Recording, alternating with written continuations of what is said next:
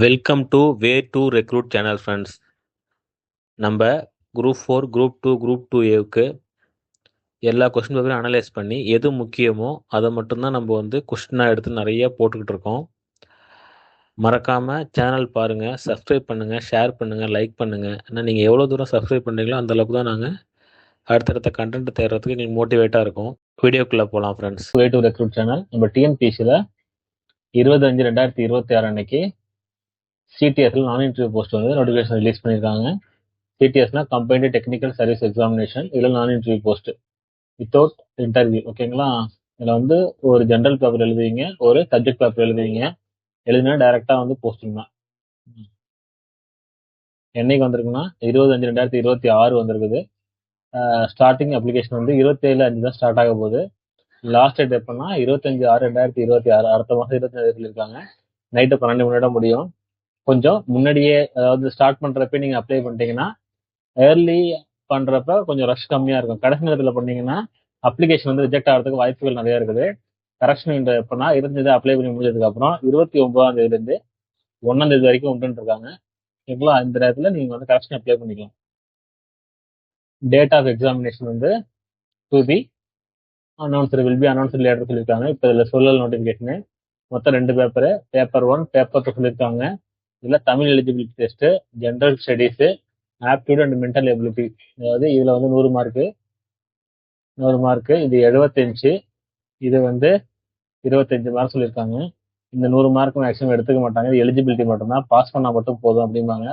ஓகேங்களா? இந்த 75, 25 நமக்கு இதோட சேர்த்து எடுத்துப்பாங்க. பேப்பர் 2ல நீங்கள் எந்த சப்ஜெக்ட் அப்ளை பண்ணுறீங்களோ அந்த சப்ஜெக்டோட பேப்பர் இருக்கும். அதுக்கு கீழே சப்ஜெக்ட் கோடு இருக்கும். இந்த கோடை கிளிக் பண்ணீங்கன்னா கீழே போனீங்கன்னா கடைசியாக அந்த சப்ஜெக்ட்ல என்ன சிலபஸ் இருக்குன்னு தெரியும் உங்களுக்கு. அதை வச்சு தான் நீங்கள் ஸ்டெப் பை ஸ்டெப்பாக சிலபஸை முடிக்க முடியும். ஓகேங்களா? அந்த டிபார்ட்மெண்ட்டில் படித்தவங்களுக்கு அந்த சிலபஸ் பார்த்துக்குங்க. அடுத்து அசிஸ்டன்ட் இன்ஜினியர் அக்ரிகல்ச்சரல் இன்ஜினியரிங். இது மொத்தம் எத்தனை போஸ்ட்னா 64 போஸ்ட் மொத்தம். போஸ்ட் கோடு 1667. இதுக்கு என்ன படிச்சிருக்கணும்னா பிஇ அக்ரிகல்ச்சர், அப்படி இல்லைன்னா பிடெக் அக்ரிகல்ச்சர் இன்ஜினியரிங், அப்படி இல்லைன்னா பிஎஸ்சி அக்ரிகல்ச்சர் இன்ஜினியரிங். இது 3த்துல ஏதாவது ஒன்று முடிச்சிருக்கணும். அப்படி இல்லைன்னா BE mechanical, BE civil, BTech automobile engineering, BE production engineering, BE industrial engineering, BE civil and structural engineering, BE mechanical and production engineering. Candidate possessing qualification in item 2 shall be considered only if no candidate with qualification on item 1 is available. அதாவது இந்த first category இருக்காங்கல்ல item 1ல, இவங்க இல்ல, இந்த கேட்டகரியில உள்ளவங்க யாருமே இல்லை அப்படிங்கிற பட்சத்துல தான் இந்த 2வது கேட்டகரி உள்ளவங்கள ஃபில் பண்ணுவாங்க. அப்படி இல்லைன்னா இவங்கள தான் ஃபில் பண்ணுவாங்க. ஓகேங்களா? அசிஸ்டன்ட் இன்ஜினியர் சிவில் என்ன போஸ்ட் கோட்னா 3656 போஸ்ட் கோடு. என்ன குவாலிஃபிகேஷன்னா சிவில்னு கொடுத்துருக்காங்க. கண்டிப்பா BE degree in civil engineering முடிச்சிருக்கணும். Must have passed the examination institution under civil engineering branch. அதாவது section A and B of the institution examination under civil engineering பிரான்ச்ல இந்த எக்ஸாம் பாஸ் பண்ணிருக்கணும் அப்படின்னு இருக்காங்க. என்ன எக்ஸாம்னா செக்ஷன் ஏ அண்ட் பி அப்படிங்கிற எக்ஸாமினேஷன் பாஸ் பண்ணிருக்கணும். பிஇ சிவில் இன்ஜினியரிங் டிகிரி முடிச்சிருக்கணும். எதுக்கு preference கொடுப்பாங்கன்னா undergone 1 year of apprenticeship training under the government of India scheme or the state government apprentice scheme. அதாவது அப்ரெண்டிஸ் ஸ்கீம்ல 1 year ட்ரைனிங் போயிருக்கவங்களுக்கு preference கொடுப்பாங்க. இன்னொன்று, preference will be given to the released emergency commissioned officers and released short service commissioned officers or other ex servicemen released from the armed forces.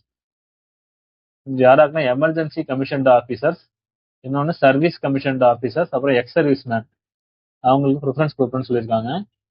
இது மொத்தம் எத்தனை வேகன்சினா 14 vacancy சொல்லியிருக்காங்க மொத்தம். இதுவும் லெவல் 70ல தான் வருது. அடுத்தது assistant engineer civil 3368. Must possess BE BTech degree in civil engineers from the recognised university or institution.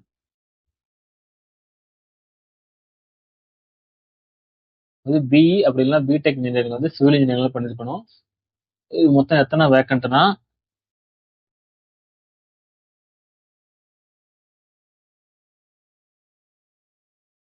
மொத்தம் 2 vacant.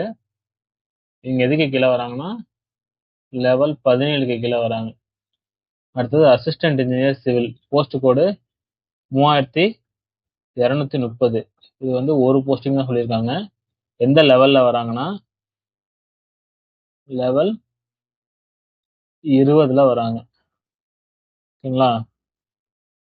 Must possess the degree in engineering of any university recognized by the state government or any other equivalent qualification.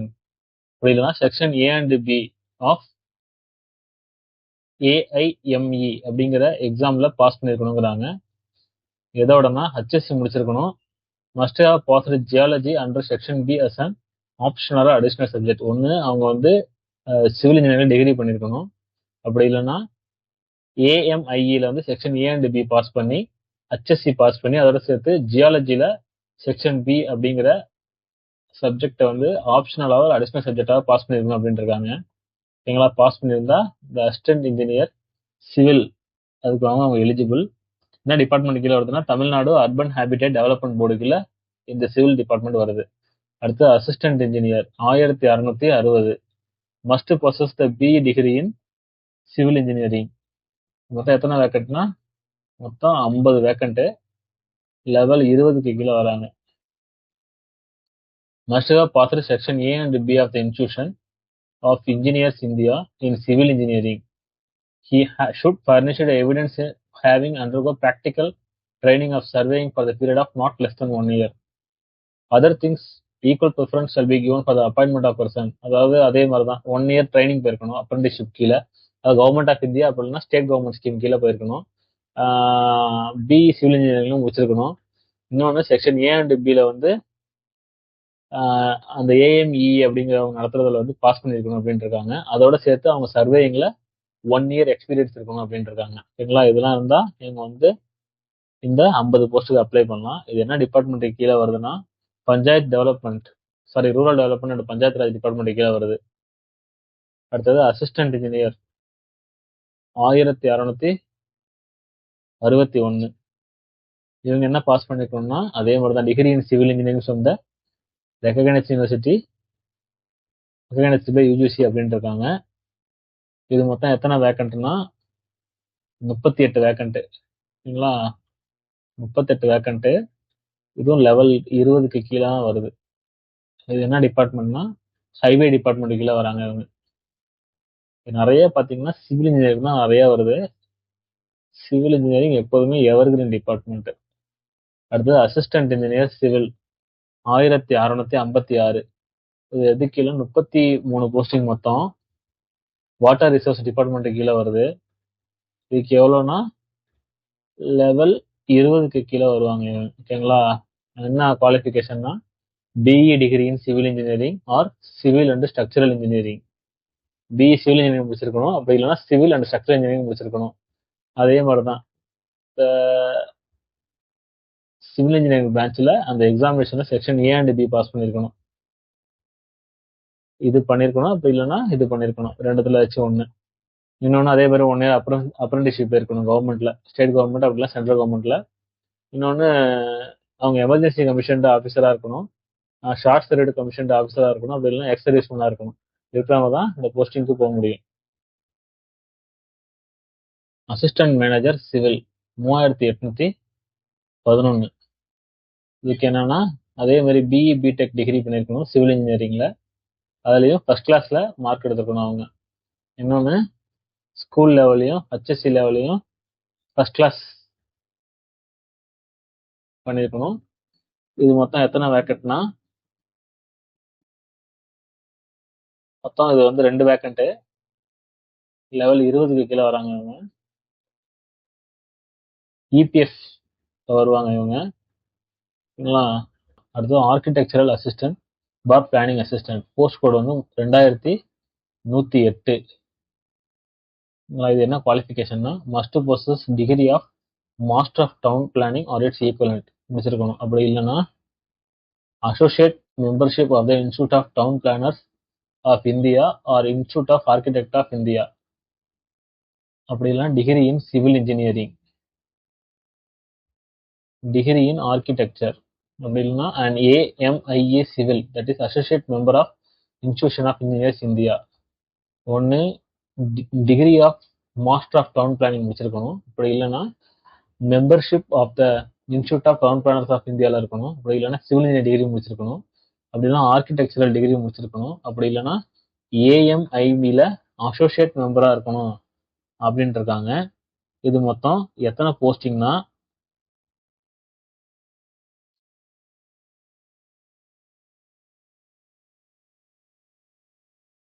மொத்தம் 3 posting. எந்த department கீழே வராங்கன்னா down and country planning கீழே வராங்க. இதோட level எவ்வளோனா level 20. கடைசியாக போனீங்கன்னா மேலே கொடுத்துருக்கிறதுக்கு எந்தெந்த கம்யூனிட்டிக்கு எவ்வளோ பிளேஸ் அலாட் பண்ணியிருக்காங்க அப்படிங்கிறது வரைக்கும் இது ரொம்ப முக்கியம்.